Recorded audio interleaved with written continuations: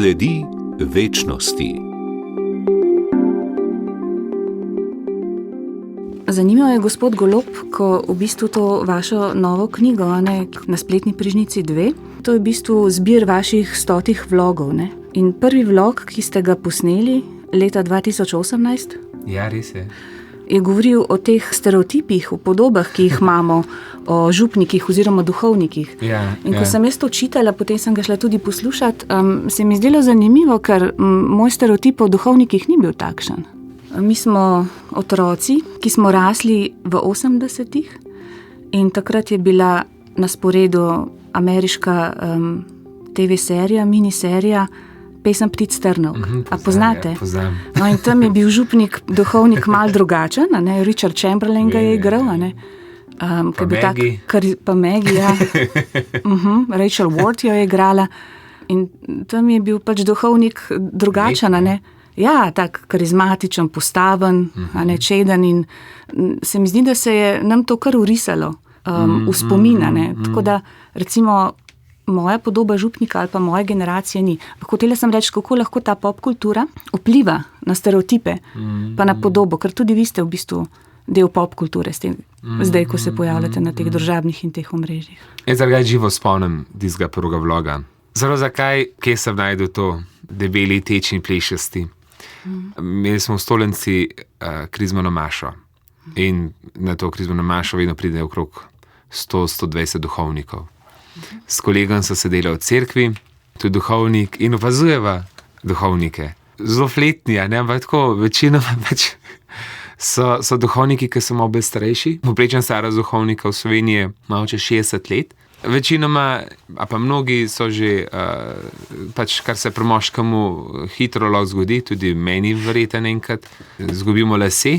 In je podoba včasih med ljudmi tudi duhovnika, ki pride v družbo in moralizira in so potem veseli, ko čim hitreje gre iz ohceti in tako.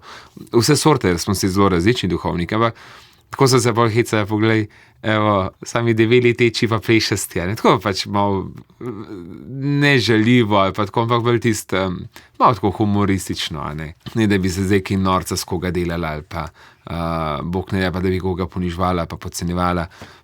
Čisto tako, kot človek tako majhen opazuje in tako.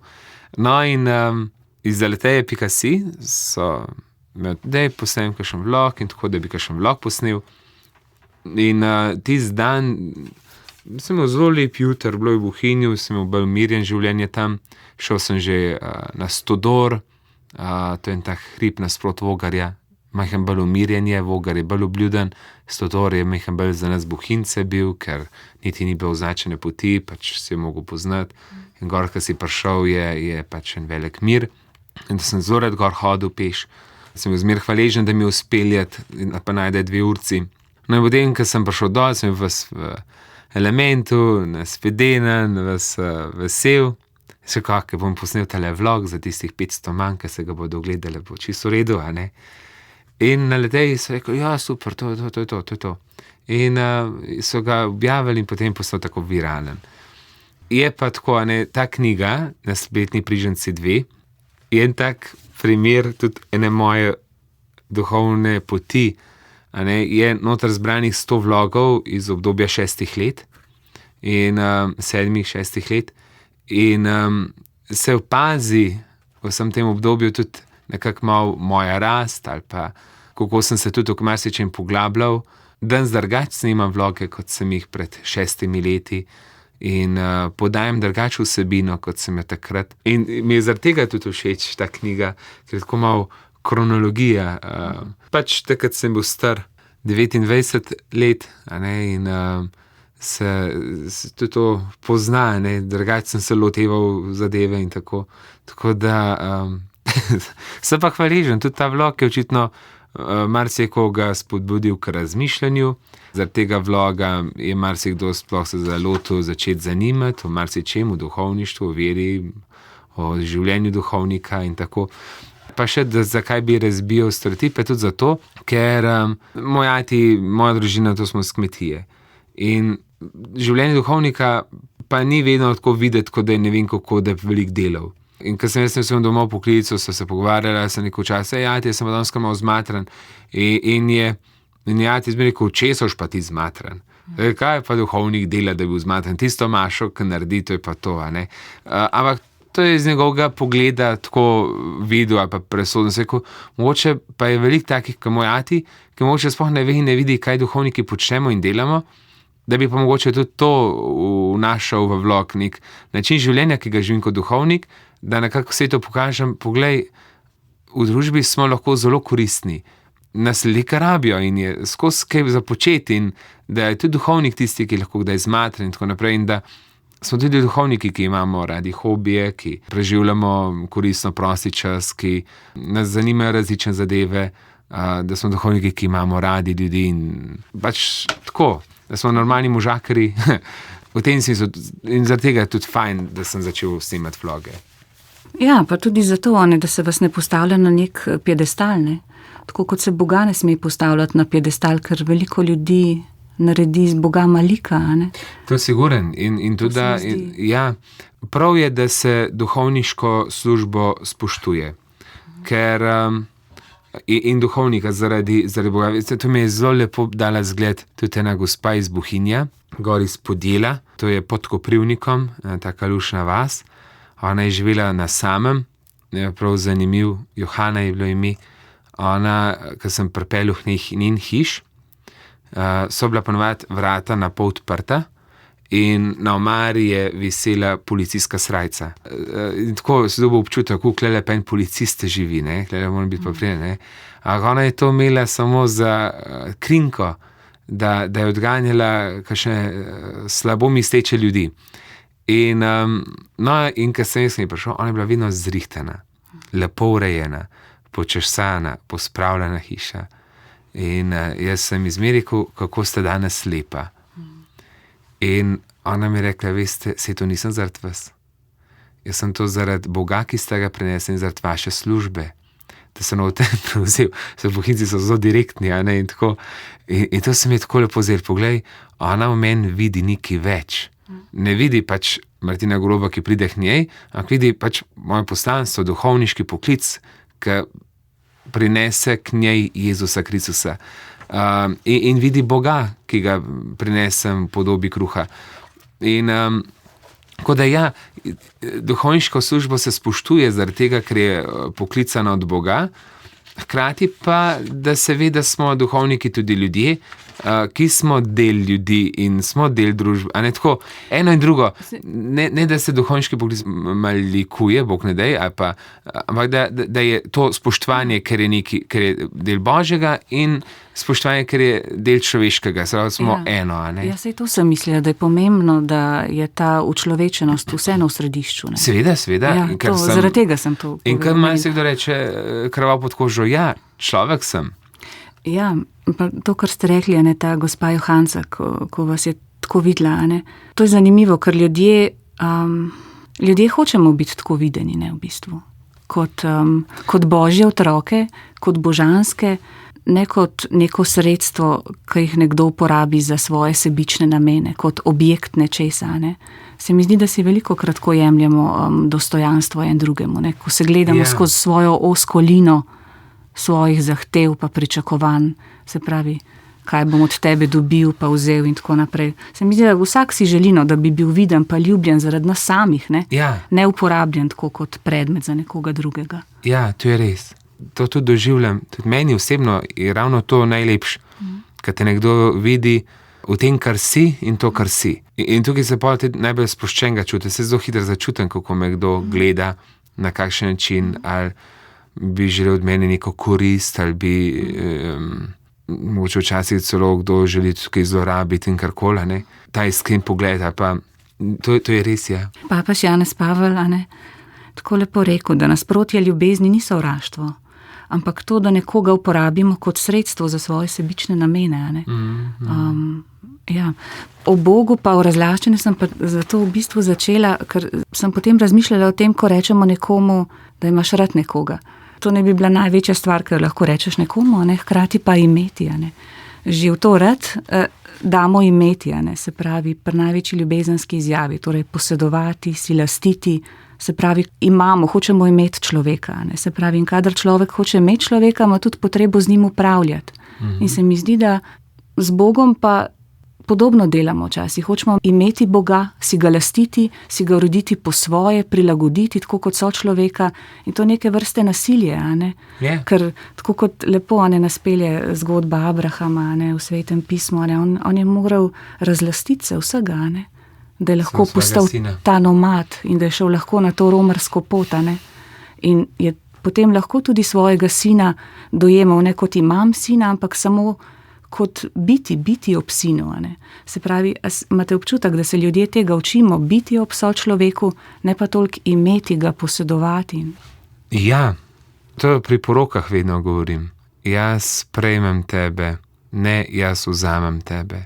Star prevod je bil včasih jaz vzamem tebe, ampak je zdaj spremenjen, jaz sprejmem tebe, ker pri ljubezni je odločitev, da se ti dam v dar. Ni tukaj nekaj, kar vzameš za to, da ti bo fajn. A ne, kaj je razlika med zaljubljenostjo in ljubeznijo, ne? Zaljubljen človek bi rekel, brez tebe ne morem živeti, in človek, ki ljubi, bi pa rekel, tebi se želim darovati, za tebe pa želim umreti. To je bistvena razlika, ne? Eno je, da rabiš nekoga, da živiš, drugo pa je, želim izgubiti življenje in ga dati tebi, kot je Kristus naredil za nas. Ne? To je taka lepa razlika. Ja, slovenščina reče tako, ne? Imam te rad, ampak mislim, da je vseeno tukaj le tisto, če imaš ti nekoga rad, to se potem dejansko šele pokaže, ko imaš preizkušnjo, da to pokažeš. In pride trenutek, ko imaš to priložnost, da izkažeš dobro delo. Vedno pride trenutek.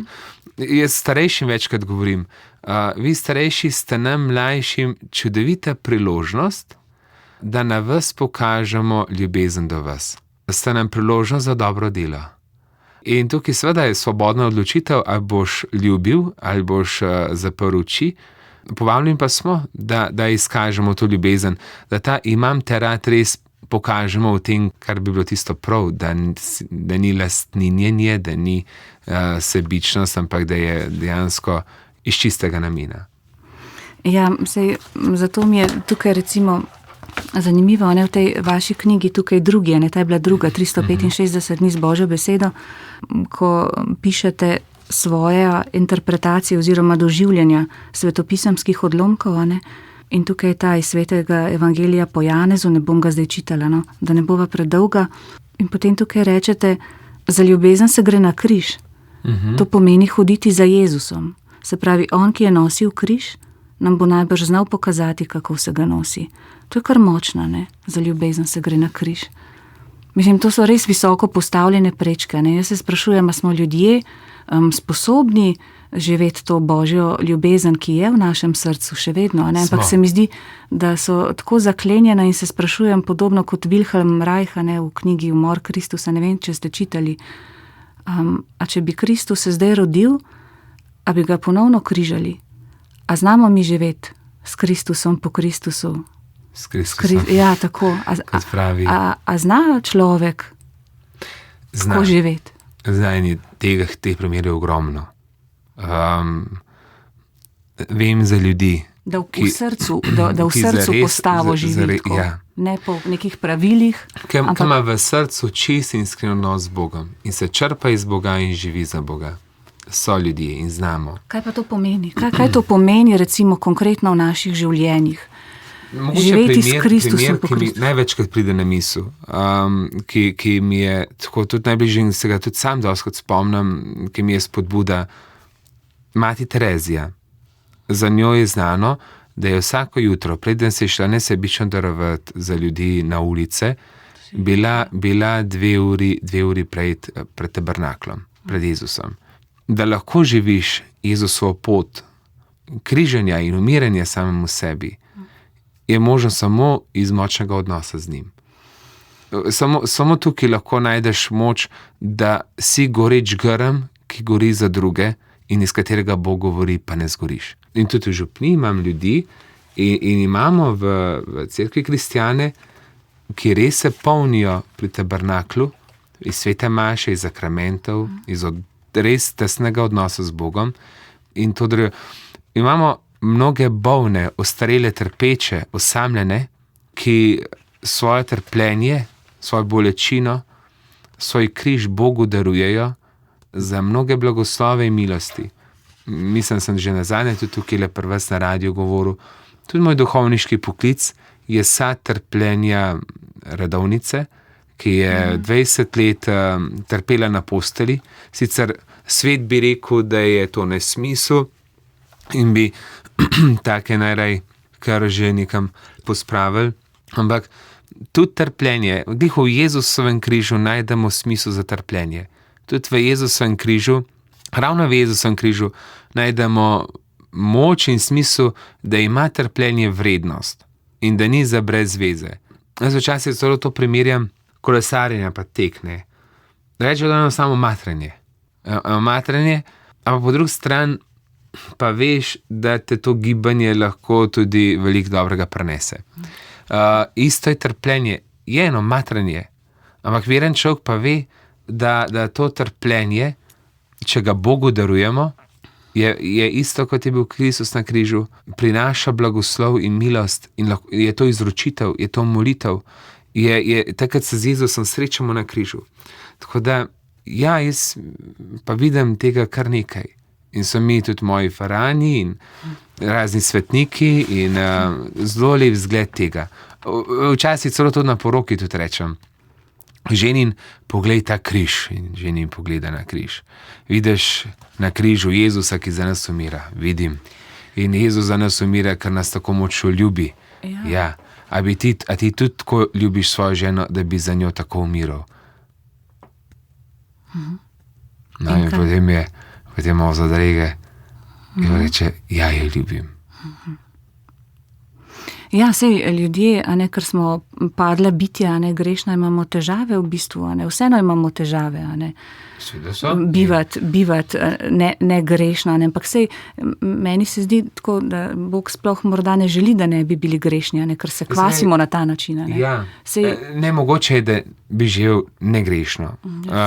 In za ko se že ravno omenila svetega papeža, ena za Pavla II. Ta papež je bil menda vsak dan prespol. Marsikdo bi se vprašal, ja, kaj pa je imel vsak dan zapovedati, ne? Ampak človek, ja, kot takšni, ves čas znamo tudi grešiti. Seveda se razlikujejo naši grehi glede moči, ali so nekateri veliki, ali so šibki, ali so mehni, ampak greh je greh. Ampak je v nas tudi toliko Božjega. Kaj je greh za vas? Zavrnitev Božje ljubezni. Ja, ok, lahko še malo bolj razdelava to. Zavrnitev Božje ljubezni je pa recimo kaj lahko vse? Kdaj zavrne človek Božjo ljubezen?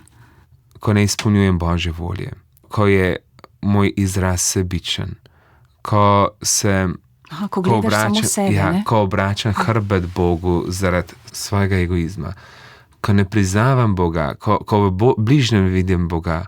Vsakmu je, tudi vi ste moja sestra, če rečem tako, in če tega ne prepoznam. Upam, da se tako čutimo ljudje, čim bolj, brati in sestre. Zdaj v nedeljo smo brali Božjo besedo, kako nas je Bog naučil moliti Oče naš. Jezus naučil moliti Oče naš, ne?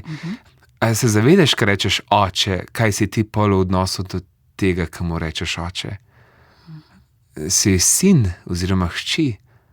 A se počutiš in doživljaš Boga, kot da si njegov otrok.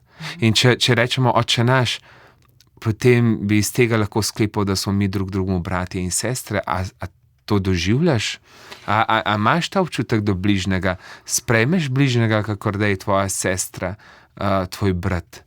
In če so v sorodu, potem si blizu, in če si blizu, potem znava lahko tudi malo lažje odpuščati in sprejeti drug drugega.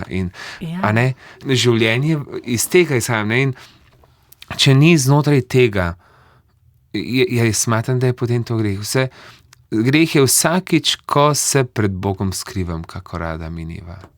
Tako, in ko se človek skriva, se po svoje oblači in ni več oblečen Boga. To se mi zdi. In je to zelo hiter, ker greh zavzema tudi misli, greh zavzema pač dejanja in besede. Sploh misli je zelo težko miriti in krotiti. V našem mislih se razodevajo vse tisto, kar je pač tudi v našem srcu. Od strahov, od ran, od vsega, kar pač smo doživeli kot otroci in tako. Ja, greh res tako rani človeka, pa ga razdvoji, a ne? In potem imaš res manj sposobnosti za ljubezen.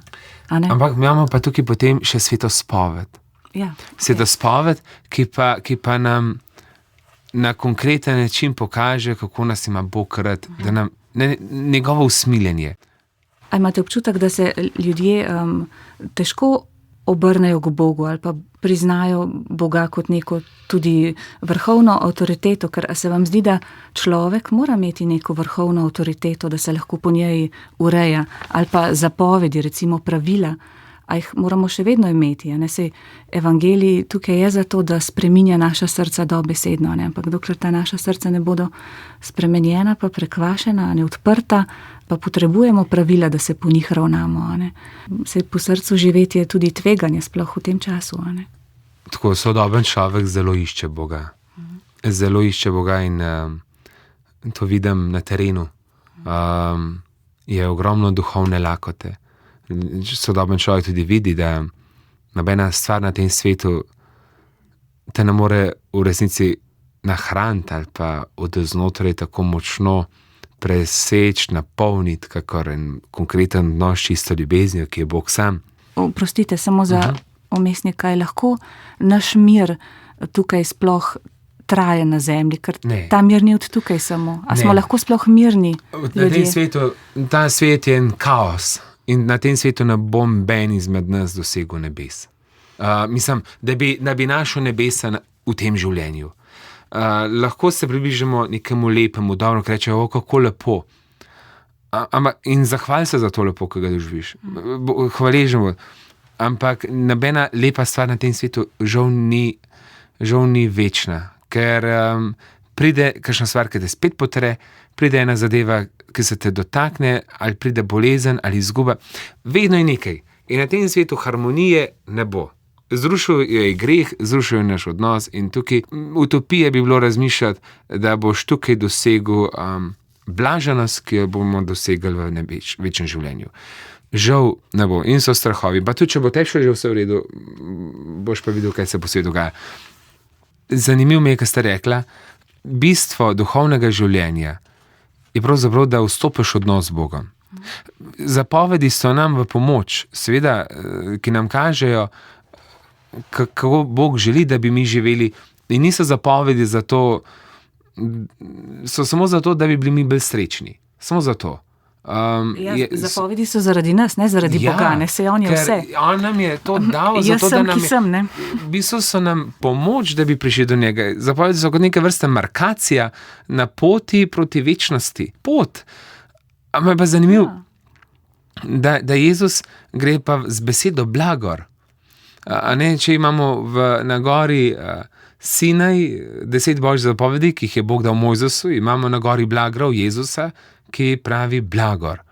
In nam zopet pokaže eno drugo pot, ki izhaja pa iz močnega odnosa do Boga in tudi pokaže, da vsem tistem, ki živijo božje zapovedi, bodo v blagru, bodo v večnosti gledali Boga, kjer jih bo objela svetloba večnega in milost presežnega in ljubezen tistega darovanega na križu za nas. Mislim, da človek v tem mogoče mečkano tako svetu, ki se mečkano išče trenutno, zelo prav pridejo.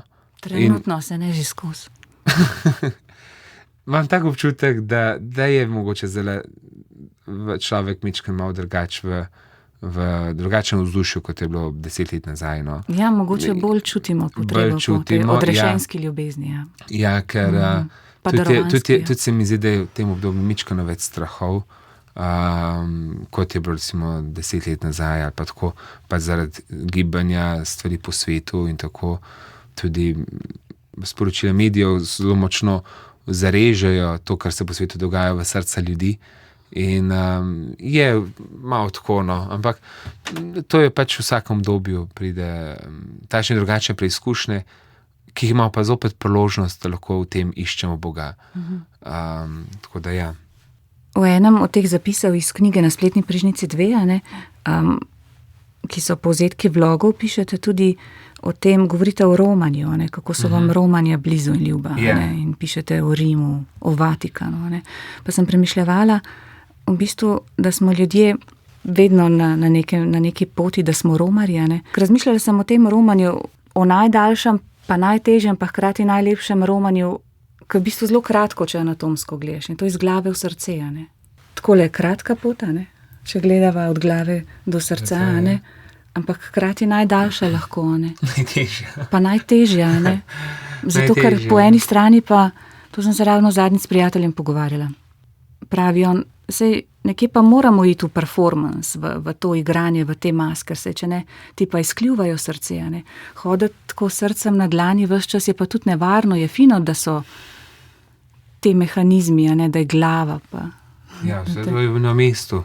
Ja. Vse to je na mestu, je pa zelo res velik izziv, da beseda meso postane. In je to tista najbolj konkretna prošnja k Bogu, da bi molitve v mojem življenju in prošnje tudi postale del življenja. Ja, se strinjam. Je. Da se udejanjajo. Čeprav beseda meso postane, enkrat je en župnik v tem tako močno pridgal, pa so mu pa farani na koncu maše pa eno klobaso prinesel. Pa je beseda meso postala. Je lahko človeška ljubezen sploh res kdaj svobodna? Ker se mi zdi, da človeška ljubezen vedno veže ali pa hoče biti vezana. Da je samo njegova svobodna. A smislo, kdaj živimo v svobodi en drugega ali pa v svoji? Če se za to prizadevamo. Če se za to prizadevamo in jaz mislim, da ja. To pa opazim pri ljudeh, ki so recimo 50 let poročeni. Ker so se cel življenje tudi učili ljubiti. In drug drugega odkrivala in spoznavala. In se drug za drugega borila in pri sebi tudi svoje sebične nagibe brusila. In potem pridete do zlate poroke in vidiš v njima eno srečo in ganjenost, solze v očeh pri obeh, ko opaziš, da je on krmo v njej podoben in ona krmo v njemu podobna. Jaz mislim, da je tukaj približek malo te božje ljubezni, odsev te svobode. To opazim. Ampak se mi zdi, veste kaj, da nam Bog daje priložnost vse v življenje, da vsem tem rastemo in se poglabljamo. Da ni to nekaj, kar iz danes na jutri rata, ampak je pravzaprav res en velik proces zorenja. Kakor vse stvari v življenju pač morajo nekako zorevati, tudi mi ljudje zorimo. In bi bilo naivno pričakovati, da bo en mlad človek bil čisto tako, ali pa ne tako, opažam pa to, kar ste vi omenila, in najdem tudi to v tem svetu, ja. A ljudje danes sploh še verjamejo v čudeže? Ker se mi zdi, da smo to božansko, pa tudi mitološko, ne, se tudi v mitološkem je božansko, ne, smo izgnali, recimo iz oceanov smo izgnali mistične sile, gledamo še znanstveno stvari, faktografsko, ne vem, v cerkev ljudje hodijo tudi umetnostno, zgodovinsko samo, ne. A imamo še ta stik s čudeži? Seveda imamo. Zopet tukaj pri poroki. Zdaj rečem, in to čudeže se ravno vidva najdla. Od vseh fantov na svetu ravno tega Jožeta sta vzela. Kje ste njega najdla? Ja, če ni to čudež, pa jaz tudi ne vem. Največji čudež se dogaja, ne vem, če sem imel počitniški veruk, ki je prostovoljen in kdor želi ne pride. Pride 60 otrok. Tukaj imamo mašo skupaj in včeraj sem še pokazal Mestrbina, kako se obnaša v cerkvi, da smo pokazali, kako sem smel obnašati v cerkvi. Malo smo se nasvojali, še smo klepetali, pa smo šli, a ni to čudež? Veste, kako je s čudežem? Če ga češ videti, ga vidiš. Čas pa zakrknen in zaprt. In zopet spet ne vem kako zagrenjen, ga pa ne boš videl. In čudež ni zdaj, da bom jaz iz vode vin naredil, ampak je večji čudež ta, da prepoznam Boga v bratu. In da v človeku vidim nekaj božjega. To. In ja, čudežev je danes ogromno. In že to so čudeže, so se mi da danes zjutraj tako lepo dobila in da človek ustane, a pa da kljub 4-urnemu spanju še tako fino funkcionira. To je to čudež. Ja, to Sveti Duh naredi. No, to je začudenje. Ja, meni se zdi, da je najhujše to, da smo pozabili, da ta vsak dan, ko živimo, ne. Največ magije se zgodi v najbolj navadnih, preprostih stvarih vsakdana. ker drugega nimamo Ja. kot vsak dan. Ja. In tukaj je največ magije in čudežev. Se mi zdi, da je to glavna stvar, no, napaka, da ne vidijo tega vsakdana kot največji čudež. A ne? To čudež ni magija, ne? Ne, nisem Ne, mislila, ampak ja. magičnost v smislu, da je to nekaj čarobnega, ne v smislu čiro Ja, čaro, ja. ampak Ker tako, čudež- kot lepota. Ker čudež Kot lepota. čudež To je sem dejansko božji poseg v našo realnost. Ja, milost je to. Ne? Ja. Skrbnostni dar Boga. Ne? Ja. Ja. Njegov poseg v našo realnost. Tako. In točno tako se občuti, a ne, ker takrat te v bistvu dvigne, pa umiri hkrati. Tako veš. Te ne razstreze. Mi je pripovedoval en gospod. Poslavljali smo se od njegove mame in po pogrebu je doživel eno osebno izkušnjo, ki se mu je zdela čudež, ampak je rekel, ta zadeva je v moje srce tak mir in spokojnost prinesla. Mi je to pripovedoval in želel si še tvoje mnenje, če je z njemu vse v redu. Sem rekel, da je z njemu vse v redu. In če čuti v sebi mir in spokojnost in se hvaležnost, kljub temu, da mu je težko, ki imamo izgubo, potem je to to. Ne, to. Zelo je pomembno to, ali neka zadeva v naše srce prinese nemir, strah, ali pa tisti mir, ki bi človek odganjen se zajokal. Sem našla zapis, en listek je bil in je pisalo, ne vem, od nekega duhovnika, meniha, ali ne vem, iz kje je to, sigurno od nekega božjega človeka, ki je v stiku z Bogom, no, saj božji otroci smo vsi, a ne. In je pisalo, če je edina molitev, ki jo kadarkoli izrečete, hvala, potem to zadostuje. Se mi zdi ta hvaležnost, da je v središču naših srca, ne, to se mi zdi tako zelo temeljno, no. Ja. To, hvaležnost. Ja. Tako da, ja. Zdaj pa bova končala, ampak ker smo že pri čudežih, a ne, tudi v Medžugorju se dogajajo čudeži, a ne, se Marija prikazala, ba je se tudi vi zelo pogosto v Medžugorju prikazujete. To je heca, ne, to je iz mimov, a ne, ki so tudi del te knjige, recimo. Tako, ker ta radost pa veselje, ne, to je tudi tako ena taka vaša mora karakteristika. biti, Ja, ne, ker mi veliko se ukvarjamo z obupom, pa z bedo, pa z grehom, a ne, manj pa z blagoslovi na tak način, a ne. Res je to. Ja, in se mi zdi, da je fino, če je na ustih, a ne, so blagoslovi, je res več možnosti, da bodo pa tudi se udejanili. Tako, a zaključiva s poljubi? Ta je zdaj provokativna, ampak ni zares, a ne, se veste, ta je v duhu heca, da ne bo, ne mislim nič pohujšljivega. Tukaj noter je zapis o poljubih, a ne, in je zanimivo, ker nismo premišljevali o tem, a ne, pišete o tem, koliko se v bistvu duhovniki poljubljate kar, a ne, vsaj 5-krat na dan, a ne. Ja. A boste malo poljubljamo razdelali sveta to? znamenja. Poljub kot neko znamenje predanosti, intime in ljubezni, ne, kot izkaz vsega tega tako. in spoštovanja. Ja, ampak na začetku maše poljubim štolo, ki je simbol duhovništva. Poljubim zelo duhovniški poklic, ki sem ga prejel. Potem poljubim oltar na začetku maše. Poljubim Kristusa, ki se bo za nas na oltarju daroval. Poljubim evangeljsko knjigo, to je že 3. poljub, ki govori Bog iz te knjige. Bog, ki nam pri evangeliju sporoča veselo oznanilo. In je to zopet ta ponižen, hvaležen izraz ljubezni in hvaležnosti.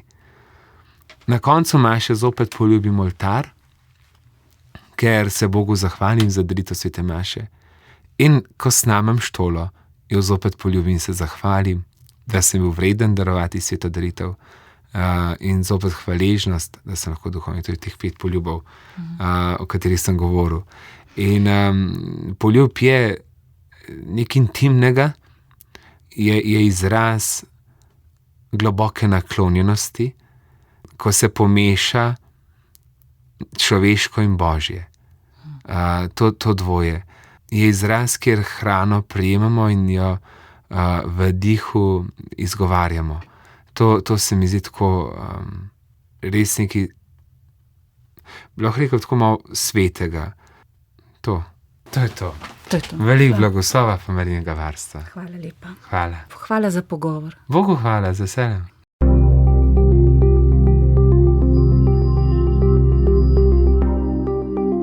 Sledi večnosti.